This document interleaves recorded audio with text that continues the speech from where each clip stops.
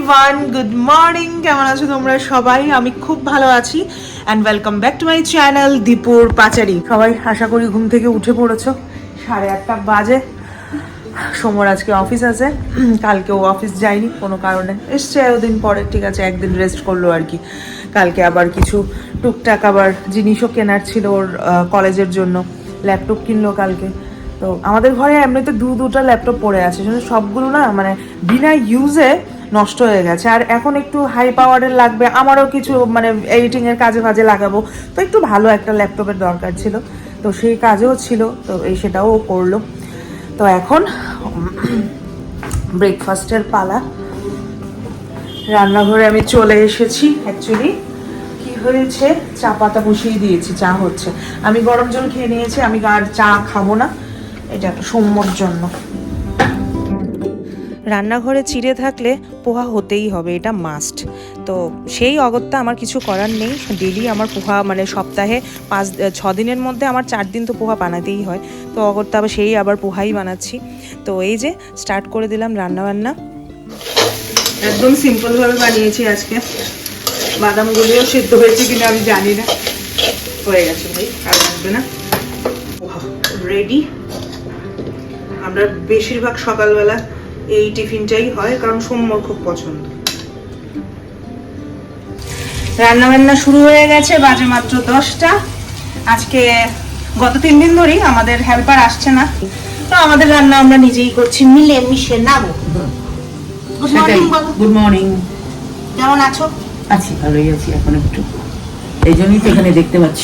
Yes, ভালো থাকলেই রান্নাঘরে এখন অ্যালাউড হয় আর কি, কিন্তু মাঝে মধ্যে মন মর্জি করে আয়ও পড়ে, কারণ না শুনি না। সেটাই, তোমরা হয়তো মাঝে মাঝে ভাবতে পারো এত অসুস্থ তারপর রান্না বান্না করে, কারোর কথা শুনে না, নিজে নিজে আসে। তুমি নিজে নিজে আসো, বসে থাকবো আর একটু করলে কাজে কর্মে থাকতে ভালো লাগে। বেরোতে পারি না কোথাও, ওই ঘরে একটু করেই ভালো লাগে। মেনু কি কি হচ্ছে বলে দিই তোমাদের। ঢেঁকির শাক হচ্ছে আলু দিয়ে, ঢেঁকির শাক দিয়ে আলু। তারপরে কাঁঠালের একটা তরকারি হচ্ছে, টমেটো দিয়ে ডাল হবে, বেগুন ভর্তা হবে।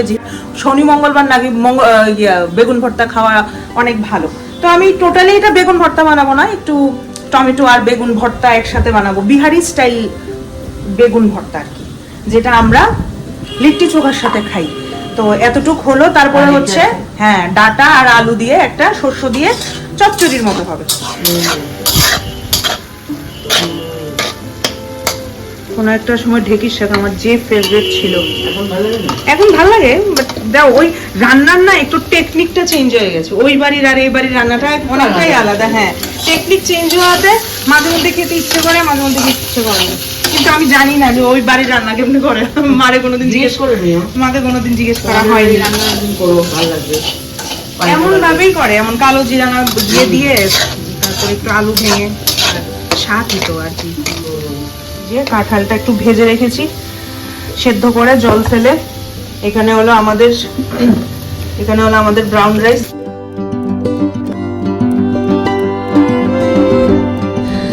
কি আর বলিব তোমায় কষ্টের কথা। রান্না বান্না শেষ, বাজে এখন 1:30 মেবি না। আমার না অ্যাকচুয়ালি 11:30টার সময়ই আমার শেষ হয়ে গেছে, মানে রান্নাবান্না শেষ, ঠিক আছে। কিন্তু তারপরেও একটা ডিশ আমার বেগুন ভর্তা বানানোর কথা, তো সেটা এখন অবধি বানাইনি। মিডলে আমার একটু কাজকর্ম ছিল, আমি ব্লগ এডিট করলাম, সবকিছু শেষ টেস করে শিডিউলে ফেলে তারপরে এবার আমি এসছি। যখন টাইম হবে ব্লগ অটোমেটিকলি তোমাদের কাছে পৌঁছে যাবে, ঠিক আছে। তো সেটাই। আর এখন আমি এসেছি আবার রান্নাঘরে, সব রান্নাঘরটা আমি মোটামুটি পরিষ্কার করেছি, চুলাটা এখনো পরিষ্কার করা হয়নি, এটা আমি পরিষ্কার করবো। বাকি বাসন টাসন আমার সব ধোয়াই, যে একদম সাফা চাট করে দিয়েছি। যাই হোক, এবার বানাবো হলো ভর্তা। এই যে বেগুন, পেঁয়াজ, আদা, রসুন, যেভাবে বিহারি স্টাইলে লাগে আর কি। হ্যাঁ, তো এই সব কিছু আমি রেডি করে রেখেছি। এই যে টমেটো আধা করা, বেগুনটা এখনো করিনি, বেগুনটা করবো, করে ভর্তাটা বানিয়ে না তোমাদেরকে দেখাবো, রেসিপিটাও তোমাদেরকে বলবো, কিন্তু রেসিপিটা আমি আবার শর্টসও ছাড়বো, সেটার মধ্যে তোমরা দেখতে পারো। ওকে, লেটস গো। এই যে এখানে পেঁয়াজ, তারপরে টমেটো, বেগুন সবকিছু আমি বসিয়ে দিয়েছি পোড়াতে। রেসিপিটা টুকটুক করে তোমাদেরকে দেখাবো, ঠিক আছে, একদম অল্প অল্প। এটা তরক আরেকটু আছে, এখানে আমি কিছু টমেটো এক্সট্রাও সেদ্ধ করে সেদ্ধ না মানে পোড়া আর কি পুড়ে নিয়েছি। এই যে বেগুনটার অ্যাকচুয়ালি রাখার জায়গা নেই, কিন্তু আমার কাছে হাতেও টাইম বেশি নেই, মানে অলস হইলে যা হয় আর কি। আমি একটু অলস প্রকৃতির, তো আমি চাই কম সময়ে অতিরিক্ত কাজ করে লাইতে। যখন আমি অ্যাক্টিভ হই আমি অ্যাক্টিভ, মানে ওই অ্যাক্টিভনেসের মধ্যে এবার আমি চাই যে 10টা কাজ একসঙ্গে করে লাইতে, যেটা পসিবল না, এটা।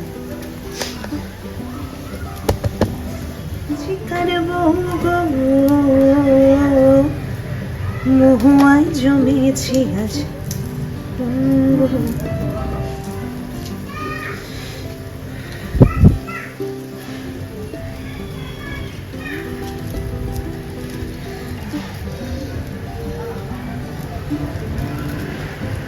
পেঁয়াজ আর রসুনগুলো একটু সরষের তেলে আমি একটু মানে ভেজে নিয়েছি।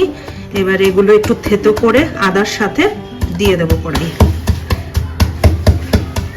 চলে এলাম, এবার কড়াই বসিয়ে দিয়েছি। অ্যাকচুয়ালি অনেকটা কাজে আমি এগিয়ে নিয়েছি, তোমাদেরকে আমি রেসিপিটা বলে দিই।